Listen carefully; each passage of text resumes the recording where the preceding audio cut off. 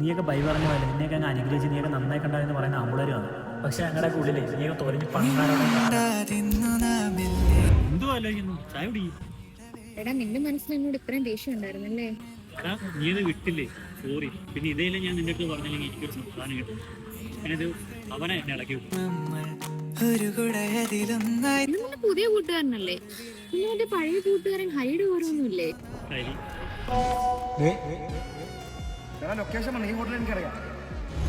നീ എന്നെ ഇളക്കി ഓർത്തി. അല്ല ഹരിയെ നിനക്ക് എന്നെ അറിയാം? ഓഹോ, നമ്മുടെ റിലേഷൻ അറിഞ്ഞപ്പോഴേ നീ കോളേജിൽ കാണാനുള്ള കാരണവും നിന്റെ സിനിമാ ഉപേക്ഷിക്കാനുള്ള കാരണം എന്താണെന്നൊക്കെ നീ എന്നോട് പറഞ്ഞിട്ടുണ്ട്. അത് മോനങ്ങ് മറന്നു. ഓ ശരിയാണല്ലോ, അതിന്റെ ജീവിതത്തിൽ ഒരു ഉദാഹരണകാല സിനിമയല്ലായിരുന്നു. പിന്നെ ഹരി രക്ഷോട്ടാണ് ചൊറണല്ലോ. അപ്പൊ നീ ഇപ്പൊ സിനിമയൊന്നും സിനിമ അത് വിടറാ. നിനക്ക് നമ്മൾ ആദ്യമായിട്ട് കണ്ടുമുട്ടി ഓർമ്മയുണ്ടാവും. അതൊക്കെ മറക്കാൻ പറ്റൂ? ഒരാളെ സഹായത്തിന്റെ പേരിൽ ജയിലിൽ കിടന്നിട്ടുള്ള ഞാൻ മാത്രമാണ്.